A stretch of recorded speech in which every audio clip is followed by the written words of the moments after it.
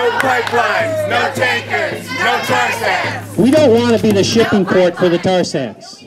Several hundred concerned citizens, First Nations, and conservationists gathered in Burnaby this past weekend to speak out against plans to dramatically expand oil tanker traffic through Vancouver.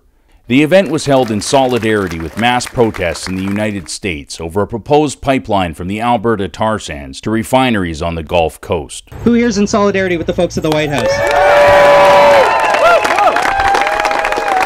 Most people don't even know it, but right now, 2 times a week, leaving right from over there, there's 2 tankers carrying about 3 times as much as was spilled by the Exxon Valdez, putting our Vancouver harbour at risk. In the fight against climate change in British Columbia, we're standing blocks away from ground zero. There's all sorts of oil infrastructure that's going to be supporting the tar sands right here in our backyard. And in that spirit, what we want to do is we want to highlight this infrastructure to people, because we're going to have to eventually take the fight on ourselves, right? We realize that the governments and the corporations aren't really listening. Our ancestors of this land that you stand on now,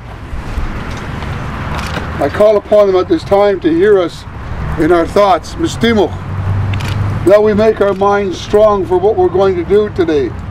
En sequence, when all dane mastama.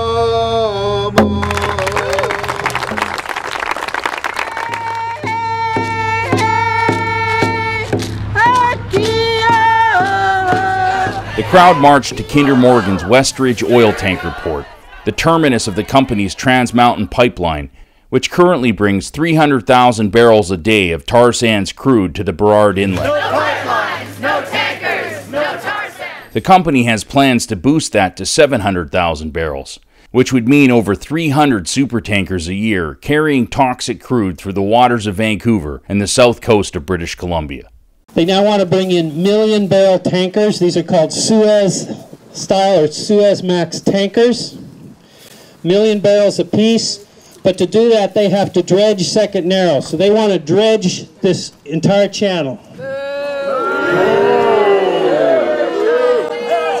Not going to happen. It will not happen. I do not believe that the Indigenous people of this land and the citizens of Vancouver and the citizens of this region are going to allow that to happen.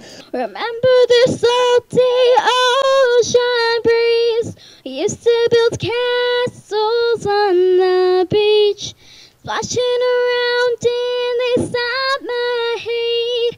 Now it's just oil up to our knees. The rally wound up at the site of an infamous 2007 oil spill from the KinderMorgan pipeline that covered this Burnaby neighborhood in black sludge. When the oil refinery was spewing out chemicals, there were huge demonstrations here.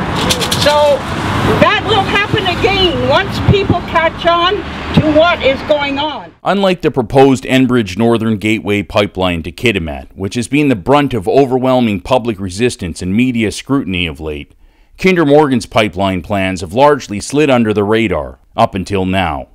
But as this rally demonstrates, knowledge and opposition to the company's plans are building in Vancouver as citizens unite to protect the city's famous beaches, salmon, and orca, and BC's economy for that matter, from a disastrous oil spill they say isn't a matter of if, but when.